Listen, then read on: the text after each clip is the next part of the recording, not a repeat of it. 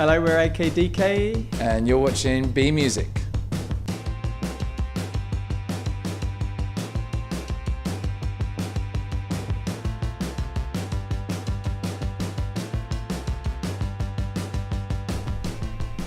Right, we're down at the Hope and Ruin with the chaps from AKDK, setting up for a gig tonight. Guys, how you doing? Good, thanks. Yeah, how you doing? Yeah, very well. Good, good. Yeah, I'm very well myself. Cheers. Now, 3 to 4 years ago, you guys were generally just winging it live, weren't you? Yes, Is that being cruel? And well, kind of, yeah. And still, to some extent, we still do a lot of improvising at the moment as well. It tends to be. We've got songs now, and people who've bought our last record, they come to gigs and they want to hear some of the songs off the record. But often, actually, live, the better ones are the jams and the sort of wig outs. You've got a back catalogue now. You've got people listening to your material on record and perhaps coming to gigs to see you play those songs that they've heard. Whereas 3 or 4 years ago, you were, it was completely improv. Yeah. Perhaps people were coming for that sort of marvel of improvisation. So, yeah, how do you meld the two now? Well, we're still very much based on being a live band, and that's where you get the real experience of AKDK. And like Ed says, we've started to mix in some of the songs to the sets now, but really for us, the excitement is when we're improvising. I think it's the same for the audience. They feel the same excitement when we're improvising, and you really got to experience both. If you haven't seen us live, then you haven't really listened to AKDK properly. The set list wise, we kind of have little placeholders in the set list. So we've got our songs, and then they'll be interspersed. There'll just be a title or like a genre with a BPM and a key signature, and we'll just say, okay, that's our little space to have a jam. And for you, where's the excitement? Is it playing a song that perhaps people know and are singing back with you, or they already know and have come to see you for, or is it really completely improvising and doing it off the cuff, really? Yeah, I mean, I'd say really it's the second one, the improvisation. It is fun when people know the songs, and that's happening a bit more. And those are songs that we really like as well, thankfully. For me, the excitement is still really when you're improvising. Even if we're playing a song, there's elements of improvisation within that, and that's what keeps it fresh, and that's what keeps it exciting. That's what makes each gig different from the last, really. It's never going to be quite what you hear on record anyway. No, never ever. We make everything live on stage, so we're never triggering any samples or anything like that. So everything is as it comes out that day. Although we might be playing the same riff, because our keyboards don't even have presets, so you have to make the sound from scratch there on stage. So sometimes it'll be the riff, but it will sound completely different. Right. Okay. Talking keyboards, right? Let's maybe get a bit of geeky. You like your gizmos, you like your electronics. Have you bought anything new recently that you've been dabbling in? Yeah, myself. Yeah, I've got a new modular synth. It's not with us today, but that's a make noise shared system for anyone who cares or knows about that stuff. Yeah, it's amazing. It's a dreamy synth, and I've just broken my bank to get it. but how much did this cost? Oh, a lot. Yeah. But it's really special, and it makes totally unexpected noises, and that's what's brilliant about it. Like yourselves. Yeah, exactly. Yeah. It's a hardware version of us. Yeah, the modular stuff is something we got into a few years ago when we started using the behind us is like a sort of large format modular, and the excitement there, as G said, is sometimes you patch it wrong. Last night we were in London, I'd done a wrong patch, and it wasn't making the sounds that I wanted it to do, but it was like, actually, well, this works, we'll leave it, we'll go with it. And that's kind of the fun, again, because it's no presets. It's always, you can never make the same sound twice, but it's terrifying and exciting. And your rehearsals must be really easy because you don't even need to. Yeah, that's been great. It's kind of a brilliant byproduct of the accidental way in which we formed the band. But it's just like that. I mean, in fact, sometimes we play slightly better the less we practice, because it just becomes more and more new and fresh. And it's a little bit like it's a bit like a building up the floodgates kind of thing. The less we work together, the more it sort of builds up. So when we do get out on stage, it kind of all, there's a pressure behind it, and that's when things really catch fire. The adrenaline's pumping, it all comes together. Totally. Yeah, and we get excited. Excellent. We need to talk about the new track, Lagom. Yeah. Got that right? Who, where, what is that? Lagom. Yeah,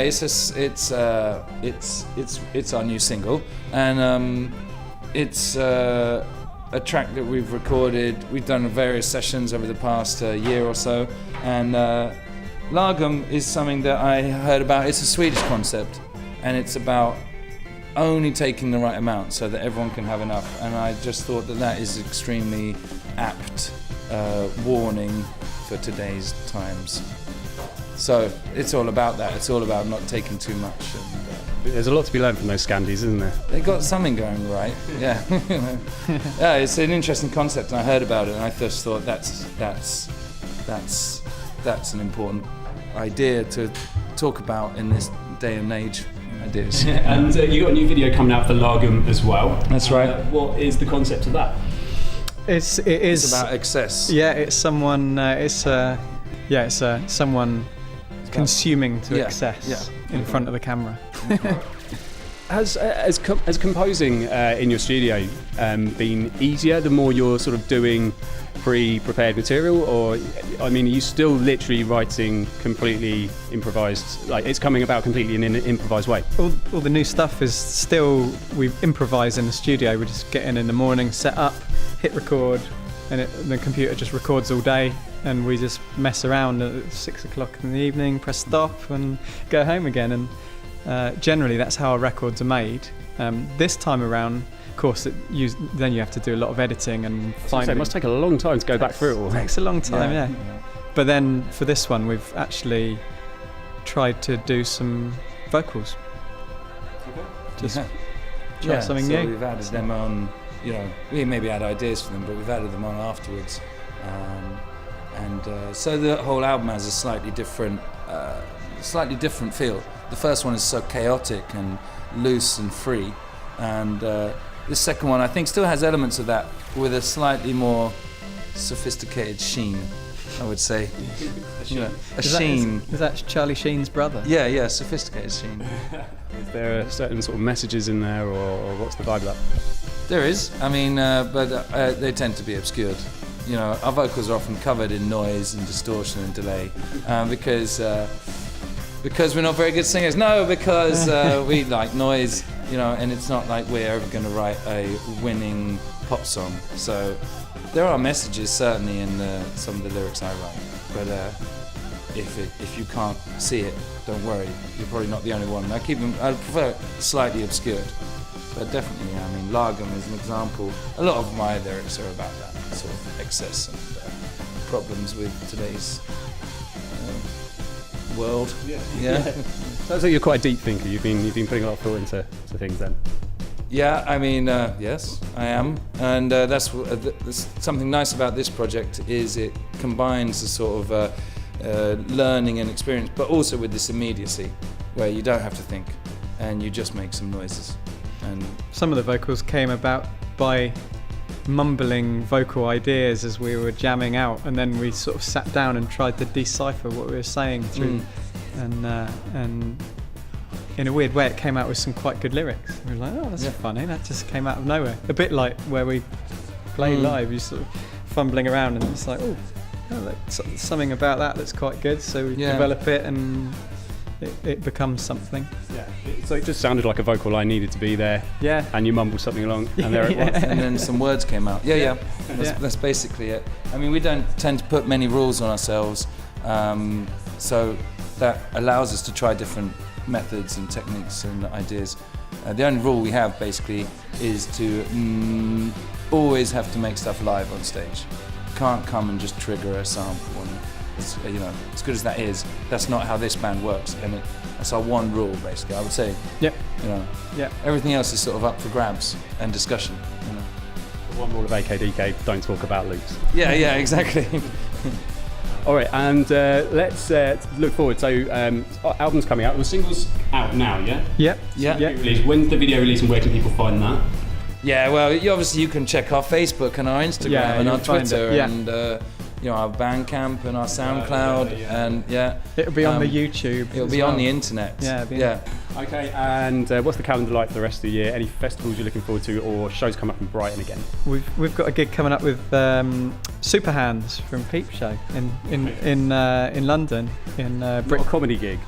he does like a DJ set. I'm not sure what genre it is, but it's quite banging, it's going to be big pretty beat. eclectic, banging, carnival vibe. Kind of Moorish. Yeah, Moorish. That's at Brixton Electric on March 10th. And then we'll have another single coming out in May, June. We'll probably be going to more festivals this summer than we've been to, played a lot before. And I think probably this summer we'll be more enjoying ourselves, and next summer we'll be busy and banging. And then probably another big tour, another tour in autumn. Maybe the album. You never know. Well, you won't say when that's going to come out, if it's going to come out. No, you know. We finished it, and now it's just in the process of making it a reality. Yeah, it's been sent to the vinyl press, so it's cooking. It's in the oven. Mm-hmm. Yeah. Good. I'm sure it's going to taste good. Thank you very much, guys. Appreciate your time. Thanks. Bye bye.